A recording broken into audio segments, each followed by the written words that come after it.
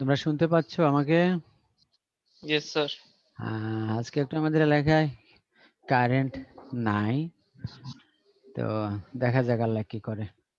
তোমাদেরকে অনেক ধন্যবাদ। আজকে হলো ক্লাস নাম্বার 5 চ্যাপ্টার নাম্বার 2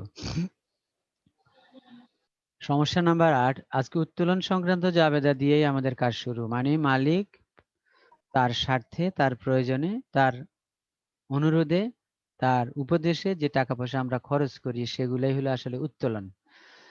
এখানে যেটা বলা হচ্ছে, মিস রুমার ব্যবসায়ের 2018 সালের মে মাসের লেনদেন সমূহ ছিল নিম্নরূপ। মালিক কর্তৃক নগদ উত্তোলন, মানে মালিক তার প্রয়োজনে টাকা তুলে নিয়ে গেছে ব্যবসা থেকে, এটাকে বলা হচ্ছে মালিক কর্তৃক নগদ উত্তোলন। মালিক কর্তৃক পণ্য উত্তোলন, ক্রয় মূল্যে পণ্য উত্তোলন, অর্থাৎ সে আবার ক্রয় মূল্যে নিয়েছে পণ্যটা, মাঝে মধ্যে বিক্রয় মূল্যেও তুলে, এর পরের আইটেমটাই আছে। মালিক কর্তৃক বিক্রয় মূল্যে পণ্য উত্তোলন। আয়কর প্রদান, এক মালিকানা প্রতিষ্ঠানের ক্ষেত্রে আয়কর প্রদান করলে সেটা মালিকের ব্যক্তিগত খরচ হিসাবে গণ্য করা হয়। আমি মনে হয় কোনো এক সময় শুরুতেও বলেছিলাম যে আয়কর যদি অংশীদারি কারবার বা কোম্পানির জন্য হয় তাহলে কিন্তু আয়করটা আর উত্তোলন হবে না, তখন এটা প্রতিষ্ঠানের খরচ হিসাবে আয়কর হিসাবে লিপিবদ্ধ করা হবে। আর এক মালিকানা প্রতিষ্ঠানের ক্ষেত্রে আয়টা যেহেতু মালিকের একান্তই ব্যক্তিগত, সুতরাং এটা তার ব্যক্তিগত খরচ, এই জন্য এটাকে উত্তোলন নামে বলা হয়। জীবন বীমার প্রিমিয়াম জীবন্ত মালিকের বা মালিক পক্ষের লোকজনের, তাহলে এটাও তার উত্তোলন।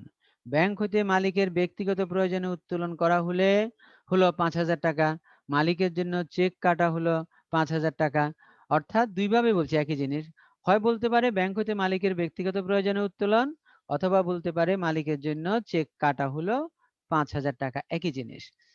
পণ্য বিক্রয়লব্ধ অর্থ 2,000 টাকা মালিক নিজে রেখে দিলেন, মানে পণ্য বিক্রয় করে টাকাগুলো মালিক নিজের প্রয়োজনে রেখে দিয়েছে।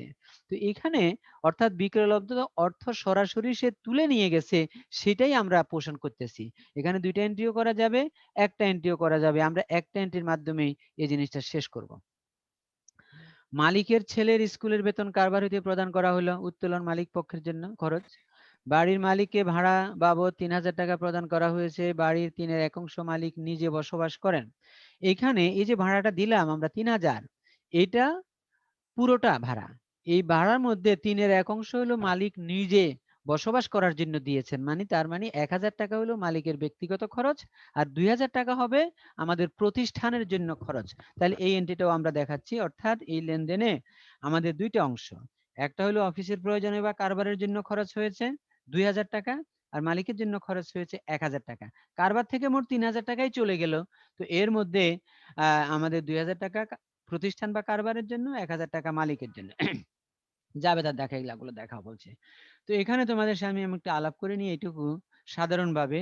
এখানে মালিকের যত উত্তোলন আছে, যত ধরনের উত্তোলন আছে, কারবার থেকে হোক, ব্যাংক থেকে হোক, মালিকের জন্য পণ্য উত্তোলন হোক, ক্রয় মূল্যে হোক, বিক্রয় মূল্যে হোক, বিক্রয়লব্ধ অর্থ হইতে পারে, সবই।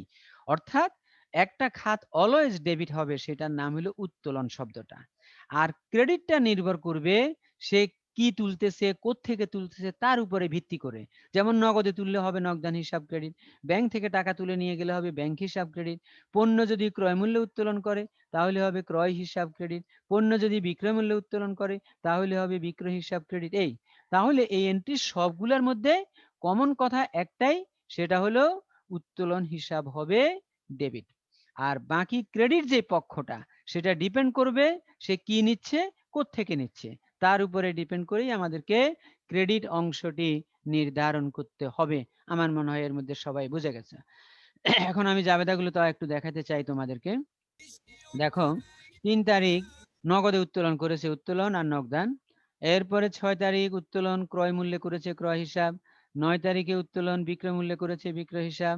12 তারিখে উত্তোলন আর নগদান এটা আয়কর প্রদান করেছে। তাহলে এইভাবে সবগুলোর মধ্যে উত্তোলন ডেবিট। 18 তারিখে দেখো ব্যাংক থেকে তুলেছিল বা চেক কাটা হয়েছে ব্যক্তিগত প্রয়োজনে, সেখানে উত্তোলন ডেবিট, ব্যাংক ক্রেডিট। এরপরে 21 তারিখ এখানে দেখো উত্তোলন হিসাব আহ ডেবিট, আর বিক্রয় হিসাব ক্রেডিট, যেটা ওই যে মাল বিক্রি করে টাকাটা নিয়ে গেছে, যেটা বলছিলাম একটা এন্ট্রির মাধ্যমে সারাবো। তো যদি বলতে পারো স্যার দুইটা এন্ট্রি হলে কি হতো, দুইটা এন্ট্রি হলে আমরা এরকম এন্ট্রি দিব, নগদান হিসাব ডেবিট, বিক্রয় ক্রেডিট 2,000, আবার এন্ট্রি হিসাব ডেবিট, নগদান ক্রেডিট 2000 একটু আবার করি। যদি 21 তারিখ দুইটা এন্ট্রি করতে চাও, প্রথম এন্ট্রি হবে নগদান হিসাব ডেবিট, বিক্রয় হিসাব ক্রেডিট। মানে ধরে নেওয়া হচ্ছে বিক্রয় করে টাকাটা কারবারে আসলো, আবার সেই দিনেই এই টাকাটা মালিক নিয়ে যাচ্ছে, তাহলে উত্তোলন হিসাব ডেবিট, নগদান হিসাব ক্রেডিট। তো মিডলে দুইটা এন্ট্রিকে যদি আমরা যোগ করি কি দাঁড়ায়? প্রথম এন্ট্রিতে ছিল উত্তোলন ডেবিট, সরি নগদান ডেবিট বিক্রয় ক্রেডিট, নগদান ডেবিট ছিল।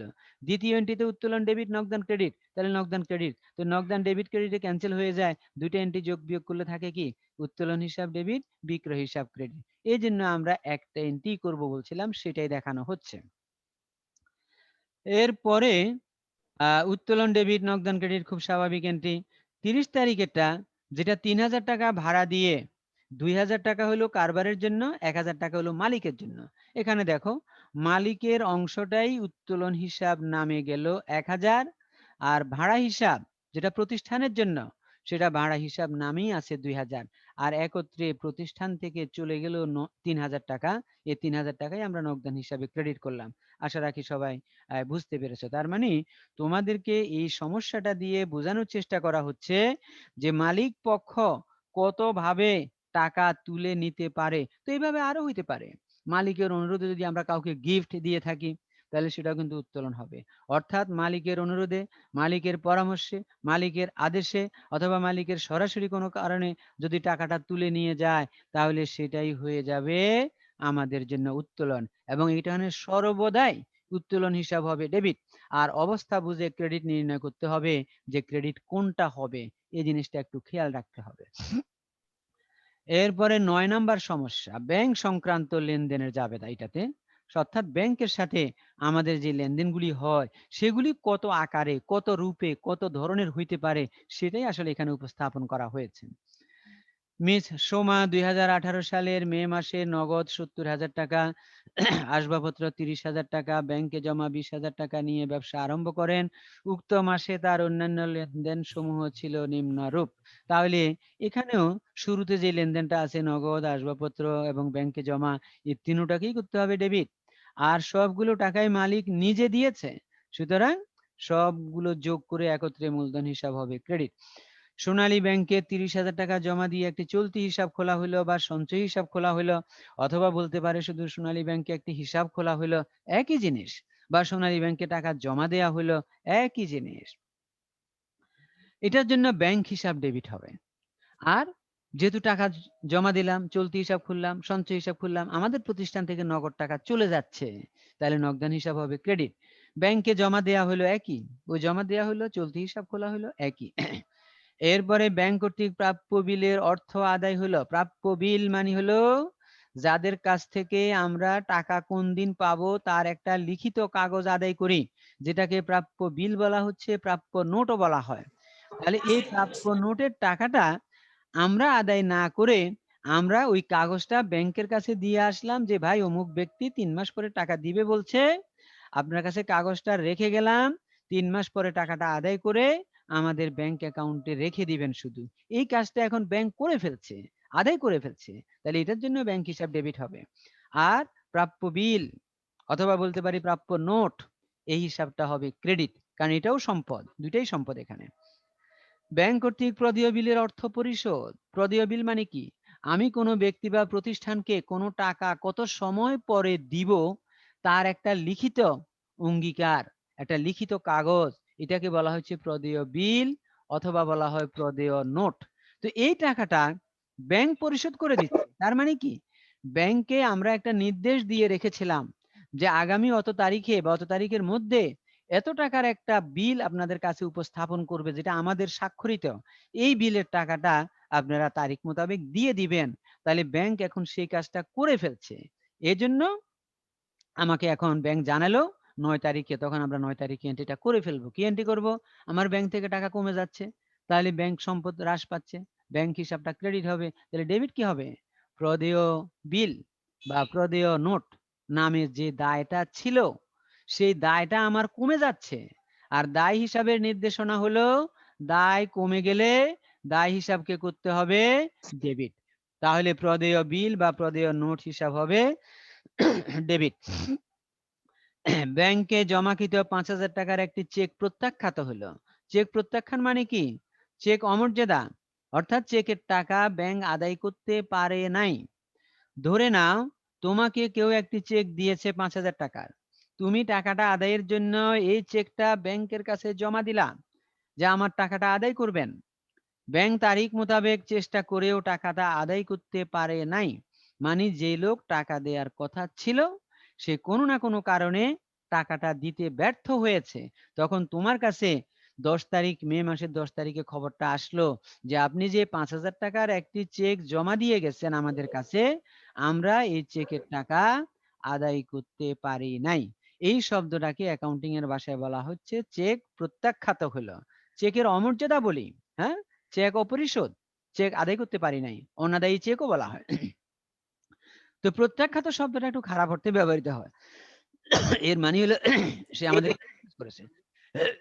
যাক, তো আমাদের জন্য অনাদায়ী হলো, প্রত্যাখ্যাত হলো, আদায় করতে পারি নাই, সব অ্যাকাউন্টিং এর ভাষায় একই জিনিস, টাকাটা আসে নাই। তাহলে এই চেকটা আমাকে যে দিয়েছিল আমি এখন তার কাছে আবার টাকাটা পাওনা হয়ে যাচ্ছি। তার মানে আমার দেনাদার ছিল বা প্রাপ্য হিসাব ছিল, এই দেনাদার বা প্রাপ্য হিসাবকে আবার ডেবিট করে দিব আমি। আর আমার ব্যাংকে চেকটা জমা দিয়ে আমি ভেবেছিলাম টাকাটা আদায় হয়ে গেছে, আমি ব্যাংকে তখন ডেবিট করেছিলাম। এখন যেহেতু জানলাম টাকাটা আদায় হয় নাই, তাহলে ব্যাংক হিসাবকে করতে হবে ক্রেডিট। তাহলে কি এন্ট্রি হবে? প্রাপ্য হিসাব বা দেনাদার হিসাব, যেটাই লিখো ডেবিট, আর ব্যাংক হিসাব হবে ক্রেডিট। এখানে অনেকেই লিখে দেয় প্রত্যাখ্যাত চেক হিসাব। প্রত্যাখ্যাত চেক নামে কোনো হিসাব নাই বাবজান। প্রত্যাখ্যাত চেকের সাথে একদিকে ব্যাংক জড়িত, আরেকদিকে চেকটা আমাকে যে দিয়েছিল সে জড়িত। তো যে দিয়েছিল তাকে অ্যাকাউন্টিং এর ভাষায় আমরা কি ডাকি? তাকে ডাকি হয় দেনাদার অথবা প্রাপ্য হিসাব। এরপরে চেকের মাধ্যমে শেয়ার, সঞ্চয়পত্র, ঋণপত্র, প্রাইজ বন্ড কত কিছু ক্রয় করে ফেললাম চেকের মাধ্যমে, যাই কিনি এগুলি কিন্তু আমরা গত দিনের আলোচনায় ছিল, এগুলো আমাদের জন্য বিনিয়োগ। তাহলে একদিকে বিনিয়োগ হিসাব ডেবিট হবে, আরেক দিকে টাকাটা চেকের মাধ্যমে দিলাম, তার মানে ব্যাংক হিসাব কি হবে? ক্রেডিট হয়ে যাবে। ব্যাংকের টাকা কমে যাচ্ছে 80,000 টাকা। একজন দেনাদারের নিকট হইতে 20,000 টাকার একটি চেক পাওয়া গেল এবং চেকটি ব্যাংকে জমা দেওয়া হলো। চেক পেয়ে আমরা ব্যাংকে জমা দিলাম, এটাকে আমরা সরাসরি ট্রানজেকশন বলি। ইদানিং এমনিতেই চেক পাওয়া গেলেই কিন্তু আমরা ব্যাংক হিসাবকে ডেবিট করি, অর্থাৎ সরাসরি ট্রানজেকশন হিসাবে মনে করি। তাহলে এই চেকটা গ্রহণ করতেছে ব্যাংক, আমাদের ব্যাংকে টাকা বেড়ে যাচ্ছে, এই চিন্তা করেই আমরা এন্ট্রি করব। তাহলে এন্ট্রিটা হবে ব্যাংক হিসাব ডেবিট, আর দেনাদার দিচ্ছে, দেনাদারও আমাদের সম্পদ ছিল, দেনাদার হিসাব হবে ক্রেডিট। এরপরে 18 তারিখ দেনাদারের চেকটি ব্যাংক কর্তৃক প্রত্যাখ্যাত, ওই যে আবার একই জিনিস, আবার দেনাদার হিসাবকে করবো এখন ডেবিট, ব্যাংক ক্রেডিট, ওই একই টাকা, আগের টাকাটা। এরপরে একজন পাওনাদারকে 12,000 টাকার একটি চেক ইস্যু করা হলো বা প্রদান করা হলো। চেক ইস্যু করার মানে কি? একজন লোক আমার কাছে টাকা পায়, ক্যাশ টাকা না দিয়ে তাকে বললাম একটা চেক লিখে দিয়ে দিলাম যেন এটা আমার ব্যাংক থেকে গিয়ে টাকাটা তুলে নিয়ে যাবেন, এই কথাকে বলা হয় চেক ইস্যু করা বা চেক প্রদান করা। তাহলে 12,000 টাকা চেক দিলাম, তো দেওয়ার মানে কি? আমরা ভেবে নিতে হবে আমাদের দায়টাও কমে যাচ্ছে পাওনাদারের, আবার আমাদের ব্যাংকের টাকাও কমে যাচ্ছে। তাহলে এন্ট্রিটা হবে পাওনাদার দায় কমে যাচ্ছে, পাওনাদার হিসাব ডেবিট, আর ব্যাংক হিসাব হবে ক্রেডিট। একজন দেনাদারের নিকট হইতে 9,000 টাকার একটি চেক পাওয়া গেল এবং 1,000 টাকা কুরিন অনাদায়ী পাওনা বলে গণ্য হলো। কুরিন অথবা বলা হয় অনাদায়ী পাওনা মানে কি? একজন দেনাদারের কাছ থেকে আমরা 9,000 টাকার চেক পেয়েছি আর 1,000 টাকা কুরিন। কুরিন মানে হলো যেটা আদায় করতে পারি নাই, সেই লোকও দিতে পারে নাই। এখন না দিতে পারার কারণ অনেক থাকতে পারে, তবে আমাদের ইচ্ছা ছিল এটা আদায় করার, কিন্তু পারি নাই, এই জন্য এটা কুরিন। আর যদি আমাদের ইচ্ছা থাকতো আমরা মাফ করে দিতাম তাকে, তাইলে হয়ে যেত আবার বাট্টা। তাহলে খেয়াল রাখতে হবে, কুরিন হলো আমার কোনো ইচ্ছাই ছিল না টাকাটা ছেড়ে দেওয়ার, আর বাট্টা হলো উভয়ের সম্মতিতে আমার ইচ্ছায় আমি টাকাটা দিয়ে দিলাম, এটাকে বলা হচ্ছে আমাদের তোমার কুরিন। তোমাদের কি শুনতে পাচ্ছ সবাই আমাকে? Yes, sir. আর জি স্যার। দেখা যাচ্ছে screen? Yes, sir. Yes sir, দেখা যাচ্ছে। কোনো Yes, sir. সমস্যা দেখা থাকলে যাচ্ছে, sir. জানাবা, কারণ আজকে একটু অন্যরকম ভাবে ক্লাসটা নিচ্ছি। এই জন্য তোমাদের জিজ্ঞেস করে নিলাম। কোনো অসুবিধা হলে আমাকে একটু জানাবা, অনুরোধ থাকলো। হ্যাঁ, ওকে। তাহলে তাহলে এখানে এন্ট্রিটা কি হবে? এখন টাকাটা ব্যাংকে আসতেছে, চেক পাওয়া গেল, মানে আমরা বর্তমানে মনে করি এটা সরাসরি ব্যাংক। তাহলে চেকটা ব্যাংকে আসলো, ব্যাংক হিসাব ডেবিট হবে ৯,০০০। আর ওই যে কুরিন, এটা আমাদের ক্ষতি, তাহলে কুরিন হিসাবও ডেবিট হবে, কারণ খরচ বা ক্ষতি হিসাব বিজ্ঞানে ডেবিট হয়। তাহলে কুরিন ডেবিট হবে ১,০০০। তাহলে দুইটা ডেবিট করলাম, একটা ৯,০০০ ব্যাংক হিসাব, একটা কুরিন হিসাব, অথবা অনাদায়ী পাওনা হিসাবও বলতে পারো। কুরিন শব্দটা একটু আগেকার আমলের, আর বর্তমান আমলে বলা হয় অনাদায়ী পাওনা। তাহলে তুমি কুরিন লিখতে পারো, অনাদায়ী পাওনাও লিখতে পারো। ১,০০০ ডেবিট, তাহলে দুইটা ডেবিট হলো, তাহলে তো ক্রেডিট একটাই হবে। তাহলে ক্রেডিটটা হবে দেনাদার হিসাব। দেনাদার নামক সম্পদ হ্রাস পেয়ে যাচ্ছে ১০,০০০ টাকা। তাহলে কুরিনটা ৯,০০০-এর মধ্যে নাই, কুরিনটা দেনাদারের মধ্যে ছিল। তাহলে মোট দেনাদার ছিল আমার ১০,০০০।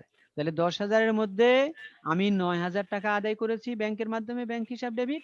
১,০০০ টাকা আদায় করতে পারি নাই, সেটা হলো কুরিন হিসাবে ডেবিট।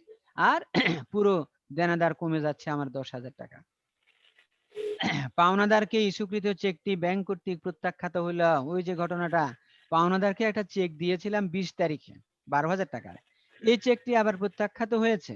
তার মানে আমাদের কোনো অসুবিধার কারণে দেনাদার পাওনাদার টাকাটা ব্যাংক থেকে তুলতে পারে নাই। আমাদের অসুবিধা হতে পারে, আমাদের সাইন মিলে নাই, আমরা ডেটে ভুল করেছি, বা টাকার অঙ্ক লিখতে গিয়ে ওভাররাইটিং করেছি, যে কোনো একটা কারণে ব্যাংক টাকাটা দিচ্ছে না। তাহলে না দেওয়ার কারণে ওই পাওনাদার আমাকে আবার জানালো, ভাই চেকটা তো দিয়েছিলেন, নিয়েছিলামও, কিন্তু টাকা তো আদায় করতে পারি নাই ব্যাংক থেকে। তখন আমাদেরকে ওই এন্ট্রিটার উল্টা এন্ট্রি করতে হবে। দ্যাট ইজ, আমরা এখন ভেবে নিব আমাদের টাকাটা ব্যাংকে আগে তো আমরা কমিয়ে দিয়েছিলাম, দ্যাট ইজ ব্যাংকে ক্রেডিট করেছিলাম, এখন করতে হবে আবার ব্যাংকে ডেবিট। মানে এখনকার আমার চিন্তা হলো, টাকাটা যেহেতু তুলে নেয় নাই, খাতাপত্রে কিন্তু আমরা টাকাটাকে কমিয়ে দিয়েছিলাম আমাদের প্রতিষ্ঠানের, এখন আবার খাতাপত্রে বৃদ্ধি করে দিচ্ছি, এই জন্য এন্ট্রি হবে ব্যাংক হিসাব ডেবিট। আর ওই যে পাওনাদারের কাছে আবার দায়ী হয়ে যাচ্ছি, এই জন্য পাওনাদার হিসাব হবে ক্রেডিট, আবার দায় সৃষ্টি হয়ে গেল। ২৪ তারিখ ৫,০০০ টাকার একটি প্রাপ্য বিল ৪,৮০০ টাকায় ব্যাংকে বাট্টাকরণ করা হলো। প্রাপ্য বিল মানে প্রাপ্য নোট, এটা ব্যাংকে বাট্টাকরণ মানে হলো আমার টাকার প্রয়োজনে আমি বিলটা ব্যাংকের কাছে বিক্রি করে দিলাম কম দামে। অর্থাৎ যদি আমি মেয়াদ অতিবাহিত করে বিলটা আমার হাতে ধরে রেখে নির্দিষ্ট সময় পরে টাকা আদায় করতাম, তাহলে পাবো ৫,০০০, কিন্তু আমার এখনই টাকার দরকার। তখন আমি ব্যাংকের কাছে গিয়ে বললাম, ভাই এই বিলটা আমি বিক্রি করে দিতে চাই। তখন ব্যাংক বলল, যে কয়দিন বাকি আছে সেই কয়দিনের আগেই তো আমি টাকাটা আপনাকে দিয়ে দিচ্ছি, তাহলে পাবেন ৪,৮০০। তাহলে ব্যাংক এখানে লাভ করতেছে কত? ২০০ টাকা। এটা আমার জন্য ক্ষতি, ব্যাংকের জন্য লাভ। আর যিনি নোটটা দিয়েছিল তার জন্য লাভ ক্ষতি কিছুই না, সে আমাকে দিলেও ৫,০০০ টাকা দিবে, ব্যাংকের কাছে দিলেও ৫,০০০ টাকাই সে জমা দিবে। তাহলে আমাদের একটা ক্ষতি হইলো, এটাকে বলা হয় বিলের বাট্টাকরণ। তাহলে এখানে কি হলো ঘটনা? ২৪ তারিখে তাহলে আমি পাচ্ছি কত? ৪,৮০০। এখানে নগদান হিসাবও ডেবিট করতে পারো, ব্যাংক হিসাবও ডেবিট করতে পারো। ৪,৮০০, আবার রিপিট করতেছি, নগদান হিসাবও ডেবিট করতে পারো, ব্যাংক হিসাবও ডেবিট করতে পারো। এরপরে আমার ক্ষতি হয়ে যাচ্ছে কত? তাহলে ৫,০০০-এর জায়গায় পাচ্ছি ৪,৮০০, ২০০ টাকা। তাহলে এটাই হলো বাট্টা বা প্রদত্ত বাট্টা হিসাবও লিখতে পারো। আবার বলছি, হয় শুধু বাট্টা হিসাব অথবা প্রদত্ত বাট্টা হিসাব ডেবিট। কত টাকা? ২০০ টাকা। আর আমার কাছ থেকে চলে যাচ্ছে প্রাপ্য বিল, এটা হলো কত? ৫,০০০ টাকা। তাহলে এন্ট্রিটা কি হলো সর্বসাকুল্যে? নগদান হিসাব বা ব্যাংক হিসাব ডেবিট ৪,৮০০। আবার রিপিট করতেছি, নগদান হিসাব বা ব্যাংক হিসাব ডেবিট ৪,৮০০। প্রদত্ত বাট্টা হিসাব বা শুধু বাট্টা হিসাব ডেবিট। কিন্তু এখন ডেবিট হলে তুমি এটা প্রদত্ত বাট্টা লিখলেও খরচ বুঝাবে, শুধু বাট্টা লিখলেও খরচ বুঝাবে, কারণ বাট্টা ডেবিট মানে খরচ। ২০০ টাকা। আর প্রাপ্য বিল হিসাব ক্রেডিট হলো ৫,০০০ টাকা।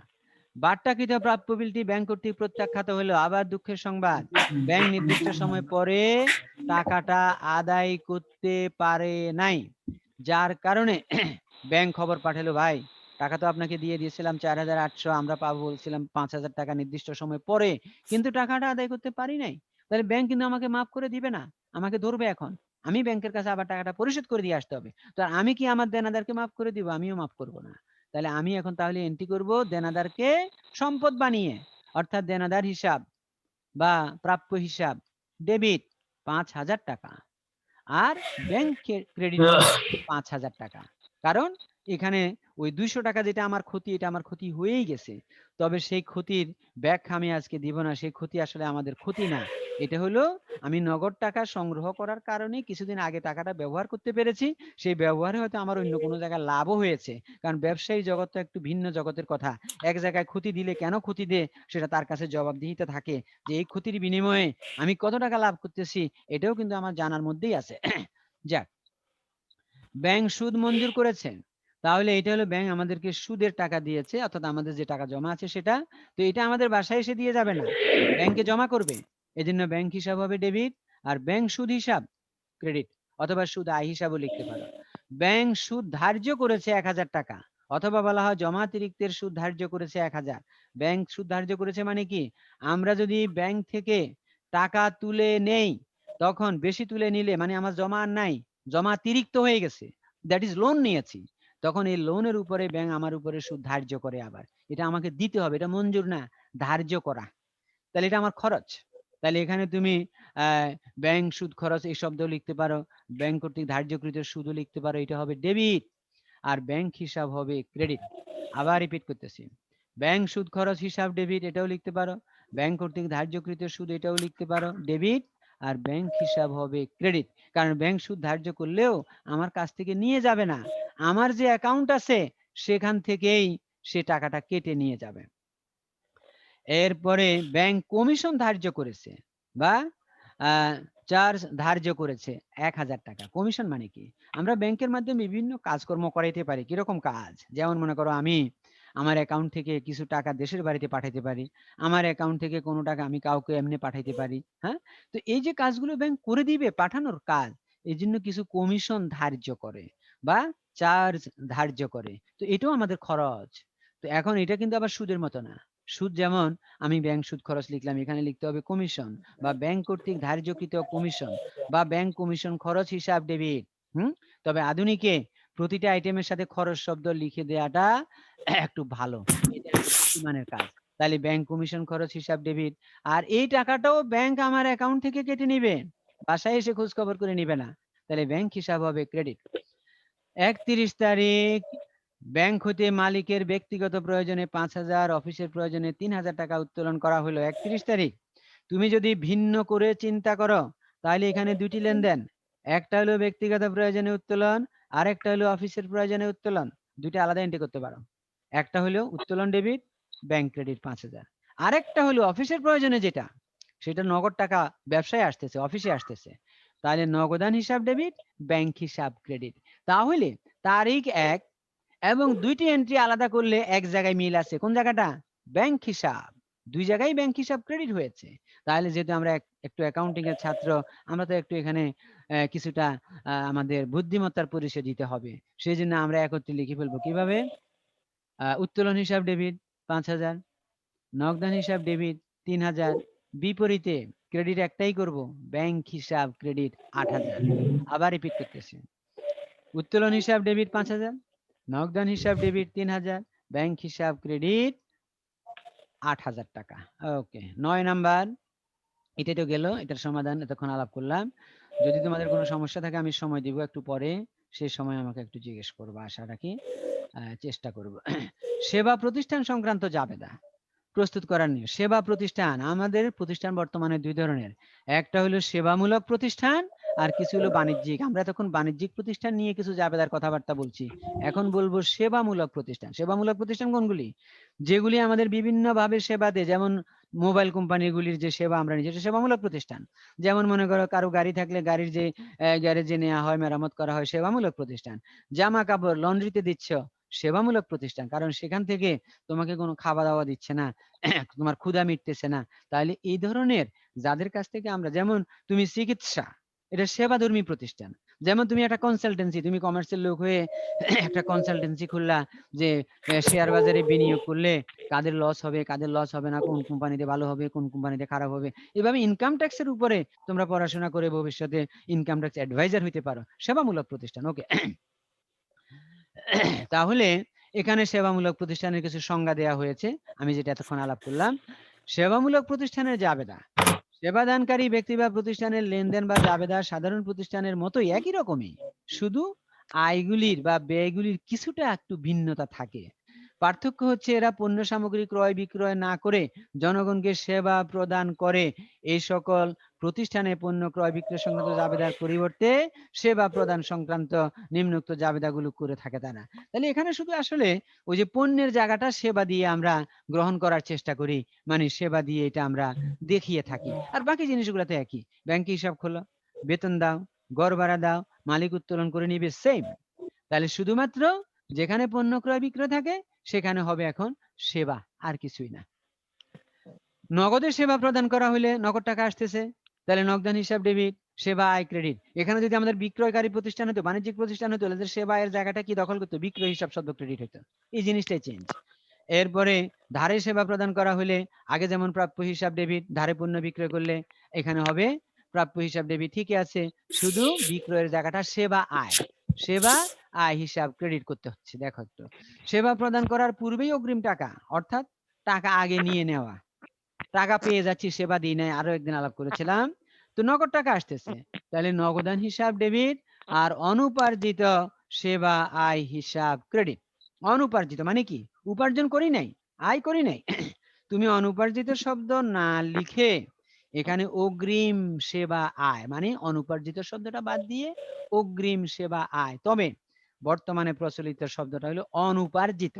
অনুপার্জিত মানে হলো যেটা উপার্জন করি নাই কিন্তু টাকা হাতে পেয়ে গেছি, এটাকে বলা হয় অনুপার্জিত, এটা দায়। পরবর্তী, এরপরে দেখো, পরবর্তীতে অগ্রিম গৃহীত টাকার বিনিময়ে সেবা, এই যে টাকাটা নিলাম এখন সেবা দিচ্ছি, তাহলে সেবা দিয়ে দিলে এখন কিন্তু টাকা দিবে না, তবে আমার দায়টা কমে যাচ্ছে। এই জন্য দেখো ওই যে অনুপার্জিত সেবা যেটা ক্রেডিট ছিল সেটাকে করে দেওয়া হচ্ছে ডেবিট, মানে দায়টা হ্রাস পেয়ে গেছে, দায়টা আর নাই। আর সেবা আয়, এটা আমার আয় হয়ে গেছে, এখন সেবা আয় হিসাব ক্রেডিট। এরপরে সেবা প্রতিষ্ঠান সংক্রান্ত কিছু জাবেদা দেখানো হয়েছে। দেখো, জনাব শিপলু একজন আইনজীবী, উনি আইনের ব্যবসা করে, আইনে পড়াশোনা করেছে। 2019 সালের 1 নভেম্বর তিনি নগদ 75,000 টাকা, 15,000 টাকার এইটা কি রে বাবা নিল, আচ্ছা দা, একটি কম্পিউটার নিয়ে আইন সেবা প্রদান আরম্ভ করে। উক্ত মাসে তার অন্যান্য লেনদেনগুলি নিম্নরূপ ছিল। তাহলে উনি দুইটা জিনিস নিয়েছে, নগদ টাকা আর 15,000 টাকার কম্পিউটার নিয়ে মোটামুটি বসে গেছে সেবা দিবে জনগণকে। 2 তারিখ, তাহলে এখানে একটু বলি, নগদান হিসাব ডেবিট হবে ব্যবসায়ী প্রতিষ্ঠানের মতোই, আর কম্পিউটারটা এখানে অফিস সরঞ্জাম বা শুধু সরঞ্জাম হিসাবকে ডেবিট করবা, আর মূলধন হিসাব ক্রেডিট তোমার 90,000 টাকা হবে। মাসিক 1500 টাকা হারে বেতন প্রদানের শর্তে একজন আইন সহকারী নিয়োগ করা হইলো, নিয়োগের এটা লেনদেন নয়, এটার জন্য কোনো জাবেদা হবে না। তার ব্যক্তিগত বইপত্র 7,500 টাকা মূল্য ধার্য করে ব্যবসায় হস্তান্তর করলেন। কিছু বই ছিল, এগুলো ব্যবসাকে দিয়ে দিছে এখন, মানে ওই আইন প্রতিষ্ঠানকে দিছে আর কি সে। তাহলে এখানে তুমি আইন সংক্রান্ত বই, এটা একটা সম্পদ হয়ে যাবে এখন, বা আইন বই হিসাব, বা অনেকে ল লাইব্রেরি লিখে, হিসাব ডেবিট, আর দিছে কে? এগুলি মালিক, তাহলে মূলধন হিসাব হবে ক্রেডিট। আবার রিপিট করতেছি, মালিক ব্যবসাকে যে কোনো কিছু দিলে এটা তার মূলধন হিসাবে ক্রেডিট হবে, আর ওইদিকে আইনের বইগুলো দিয়েছে, এটা সম্পদ হয়ে গেল। আইন বইও লিখতে পারো, ল লাইব্রেরি লিখতে পারো, যা খুশি তাই লিখবা, তবে বই শব্দটা থাকবে, এটা অ্যাসেট। প্রাইম ব্যাংকে আইনি সেবা প্রদান করে প্রাইম ব্যাংকে আইনি সেবা প্রদান করে নগদ 6,000 টাকা গ্রহণ করলেন, অবশিষ্ট 4,000 টাকার জন্য বিল পেশ। প্রাইম ব্যাংকে আইনি সেবা প্রদান মান কি? প্রাইম ব্যাংক কোনো কাজে জটিলতায় ভুগতেছিল, আমাদের কাছে আসলো, আমরা তাদের জটিলতা শেষ করে দিলাম, সেবা দিয়ে দিলাম, সেজন্য তারা আমাদেরকে নগদ দিয়ে গেল 6,000 টাকা, আর অবশিষ্ট টাকার একটি বিল পেশ করে গেছে। বিল পেশ করে গেছে মানে কি?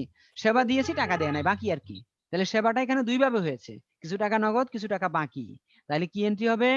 নগদান হিসাব ডেবিট 6,000, আর ওই যে 4,000 টাকা প্রাপ্য হিসাব ডেবিট 4,000, আর সেবা আয় একত্রে হবে 10,000। জনতা হাউসকে আইনি সেবা প্রদানের উদ্দেশ্যে তাদের নিকট থেকে নগদ 15,000 টাকা অগ্রিম গ্রহণ। ওই যে অগ্রিম নিলাম, সেবা দিই নাই, দিব, তাহলে নগদান হিসাব ডেবিট, অনুপার্জিত সেবা হিসাব হবে ক্রেডিট। ধারে 6,000 টাকার পেশাগত বইপত্র ক্রয় করা হলো, ওই যে আইনের বই আর কি। তাহলে তুমি দেখতে হবে আগেরটা কি লিখেছো। আগে যদি আইন বই হিসাব ডেবিট করো, এখনো লিখবা আইন বই হিসাব ডেবিট। আগে যদি ল লাইব্রেরি হিসাব ডেবিট লিখো, এখনো লিখবা ল লাইব্রেরি হিসাব ডেবিট। আর ক্রয় করেছি কিসে? ধারে, তাহলে প্রদেয় হিসাব হবে ক্রেডিট। প্রাইম ব্যাংকের নিকট থেকে নগদ ৩৯০০ টাকা পাওয়া গেল, অবশিষ্ট টাকা বাট্টা। প্রাইম ব্যাংকের কাছে আমরা পাওনা ছিলাম ৪,০০০। টাকাটা নেওয়ার সময় বললাম যে ভাই ৩৯০০ টাকা দেন, ১০০ টাকা বাট্টা মঞ্জুর করে দিলাম, মানে ছেড়ে দিলাম। তাহলে নগদান হিসাব ডেবিট হবে ৩৯০০, আর প্রদত্ত বাট্টা হিসাব ডেবিট ১০০, আর প্রাপ্য হিসাব ক্রেডিট ৪,০০০। নভেম্বর 13 তারিখের প্রাপ্ত অগ্রিমের বিনিময়ে জনতা হাউসকে ৬,৫০০ টাকার সেবা প্রদান করা হলো। তাহলে ওদের কাছ থেকে যে টাকা আমরা নিয়েছিলাম এর মধ্যে 24 তারিখে আমরা ৬,৫০০ টাকার সেবা দিয়ে দিলাম। তাহলে অনুপার্জিত সেবা আয় ডেবিট হবে ৬,৫০০, আর সেবা আয় ক্রেডিট হবে ৬,৫০০। বোঝা যাচ্ছে আরো টাকা এখনো সেবা পাবে তারা, আমরা কিছু টাকার সেবা দিয়েছি তাদেরকে। আইন সহকারীর মাসিক বেতন পরিশোধ, ওই যে একজন আইন সহকারী যে আমরা নিয়োগ দিয়েছিলাম 2 তারিখে ১৫০০ টাকা বেতনে, তার বেতনটা এখন দিয়ে দিলাম আমরা। তাহলে এখন এন্ট্রি হবে, সেটা হবে বেতন খরচ বা বেতন হিসাব ডেবিট আর নগদান হিসাব ক্রেডিট। এই ছিল আমাদের 10 নাম্বার জাবেদা সেবামূলক প্রতিষ্ঠান। এরপরে 11 নাম্বার সেবা প্রতিষ্ঠান সংক্রান্ত জাবেদা, এটা একটু দেখো। জনাব রাশেদ একজন চিকিৎসক, তিনি 2019 সালে জুন মাসে নগদ 50,000 টাকা 40,000 টাকা মূল্যের অফিস সরঞ্জাম নিয়ে চিকিৎসা সেবা আরম্ভ করেন। তাহলে এটা হলো চিকিৎসা সেবা দিচ্ছে। আচ্ছা, নগদ নিছে আর অফিস সরঞ্জাম নিছে, তাহলে দুইটা ডেবিট হবে আর মূলধন ক্রেডিট। উক্ত মাসে তার অন্যান্য লেনদেন ছিল নিম্নরূপ: ব্যাংকে 20,000 টাকা জমা দিয়ে একটি চলতি হিসাব, এটা তোমরা পারোই, বাণিজ্যিক প্রতিষ্ঠানের মতো ব্যাংক হিসাব ডেবিট হবে, আর নগদান ক্রেডিট। 3 মাসের অগ্রিম ভাড়া প্রদান, অগ্রিম ভাড়া হিসাব ডেবিট, নগদান ক্রেডিট। যেহেতু 3 মাস, 1 মাসের হলে আমরা ভাড়া খরচ লিখে দিতাম ডাইরেক্ট, 3 মাস হওয়ার কারণে অগ্রিম ভাড়া ডেবিট, নগদান ক্রেডিট 15,000। এটার আরেকটা এন্ট্রি হবে পরবর্তীতে। একজন রোগীকে চিকিৎসা সেবা প্রদান করে নগদ পাওয়া গেল, তাহলে নগদান ডেবিট, সেবা আয় ক্রেডিট। একজন রোগীকে অপারেশন করে নগদ পাওয়া গেল 20,000 টাকা এবং 15,000 টাকার বিল তৈরি হয়েছে বাকিতে ধারে কিছুক্ষণ আগেও ছিল, তাহলে নগদান হিসাব ডেবিট 15,000, প্রাপ্য হিসাব ডেবিট বা দেনাদার হিসাব ডেবিট 15,000। তবে দেনাদার না লিখাই ভালো, প্রাপ্য হিসাব লিখবে, আধুনিক কথাবার্তা। 15,000 আর সেবা আয় ক্রেডিট 35,000। একজন রোগীর নিকট থেকে ভবিষ্যৎ চিকিৎসার বিনিময়ে অগ্রিম পাওয়া গেল, ভবিষ্যতে চিকিৎসা দিব এই জন্য অগ্রিম নিছি, তাহলে নগদান হিসাব ডেবিট, অনুপার্জিত সেবা আয় ক্রেডিট। আর অনুপার্জিত না লিখলে কি লিখতে হবে বলছিলাম? অগ্রিম সেবা আয়, ইচ্ছা তোমার, তবে অনুপার্জিত লিখবে, এটাই আমি বেশি পছন্দ করি। কর্মচারী মামুনকে 5,000 টাকা বেতন প্রদান করা হলো, বেতন হিসাব ডেবিট, নগদান ক্রেডিট। এখানে মামুনের নামের কোনো দরকার নাই। চেম্বারের জন্য নগদে সাপ্লাইজ ক্রয় করা হলো, তাহলে নগদে কিনেছি, তাহলে সাপ্লাইজ হিসাব ডেবিট, সাপ্লাইজ এখানে সম্পদ হবে, আর নগদান হিসাব ক্রেডিট। পরবর্তীতে হয়তো আরেকটা এন্ট্রি হতে পারে যদি আমরা সাপ্লাইজ ব্যবহার করে থাকি। জুন 8 তারিখে প্রাপ্ত অগ্রিমের বিনিময়ে সেবা প্রদান করা হলো, অথবা বলছে অনুপার্জিত সেবা এর সম্পূর্ণ টাকা অর্জিত হলো, তার মানে জুনের 8 তারিখে যে আমরা অগ্রিম নিয়েছিলাম সেই টাকাটা সেবা দিয়ে দিচ্ছি, তাহলে অনুপার্জিত সেবা আয় হবে ডেবিট আর সেবা আয় ক্রেডিট, ওই 8 তারিখের পুরো টাকাটা। জুন 7 তারিখের পাওনা চেকের মাধ্যমে পাওয়া গেল, জুনের 7 তারিখে যে পাওনা ছিলাম আমরা ওই টাকাটা আমরা পেয়ে গেছি, তাহলে এন্ট্রিটা হবে চেকের মাধ্যমে পেয়েছি। তাহলে চেকের মাধ্যমে পাইলে বর্তমানে এগুলাকে আমরা সরাসরি ব্যাংক লেনদেন হিসাবে ধরি, তাহলে এন্ট্রিটা হবে ব্যাংক হিসাব ডেবিট। আর জুনের 7 তারিখে তুমি দেখে না ওই যে 15,000 টাকা, তাহলে সেখানে প্রাপ্য হিসাবকে করতে হবে ক্রেডিট, অর্থাৎ ব্যাংক হিসাব ডেবিট, প্রাপ্য হিসাব ক্রেডিট। তো এটার সমাধানগুলোও দেয়া হয়েছে, তোমরা এই সমাধানগুলোও দেখে নিতে পারো এবং দেখে নিবা আশা করি। এরপরে যেটা হলো, এই ছিল আমাদের আজকে 2টা সেবামূলক প্রতিষ্ঠানের অঙ্কের আলোচনা। কারো কোনো প্রশ্ন থাকলে সময় দেয়া গেল প্রশ্ন করার জন্য।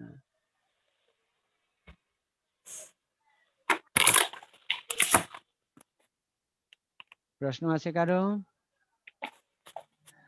তোমাদের উপস্থিতি দেখতেছি আজকে 37, উপস্থিতি কম কেন? একটু যোগাযোগ করতে পারো কিনা দেখি, অথবা তোমাদের ক্লাস টিচারকে, সম্মানিত ক্লাস টিচারকে একটু জানাইও বিষয়টা যে সবাই অংশগ্রহণ করতে পারতেছে না কেন আমরা জানি না।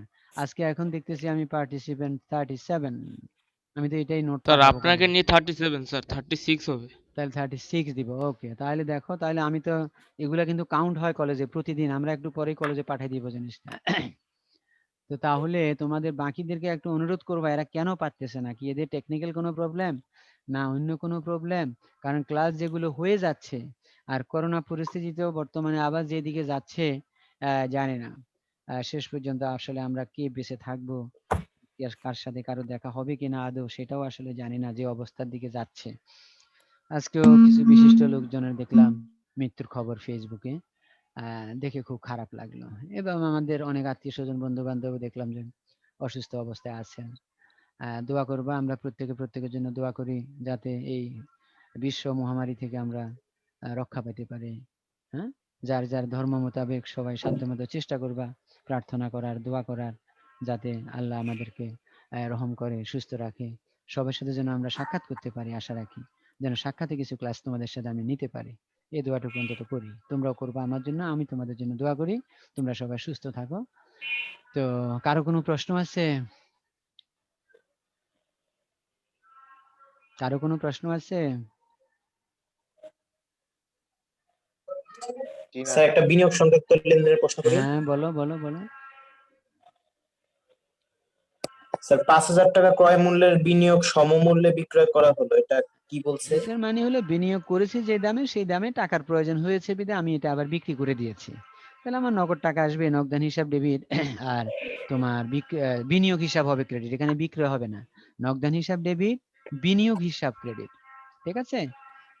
আর যদি এটা আমি কম দামে বিক্রি করতাম তাহলে হবে নগদান হিসাব ডেবিট। মনে করো 4,800 টাকা বিক্রি করলাম, তাহলে হবে নগদান হিসাব ডেবিট 4,800।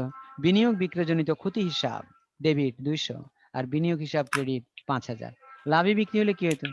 মনে করো 5,500 বিক্রি করলাম, তাহলে নগদান হিসাব ডেবিট 5,500, বিনিয়োগ হিসাব ক্রেডিট 5,000। বিনিয়োগ বিক্রয়জনিত আয় বা মুনাফা বা লাভ হিসাব ক্রেডিট 500 টাকা দেখাতাম। আর কারো প্রশ্ন? বন্ধ করতে হবে কারণ আমাকে টাইম ওয়ার্নিং দিচ্ছে বারবার করে। কারো প্রশ্ন আছে?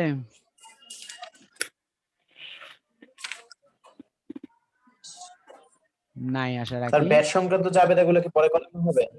হ্যাঁ, ওগুলি পরে করানো হবে। তো আশা রাখি তোমাদের সবাইকে অনেক আচ্ছা ধন্যবাদ। স্যার, আমি বন্ধের দিকে যাচ্ছি, সবাইকে একটু বলবা অংশগ্রহণ করতে। ওকে, এই আশাবাদ ব্যক্ত করে শেষ করতেছি। আল্লাহ হাফেজ। আল্লাহ হাফেজ স্যার।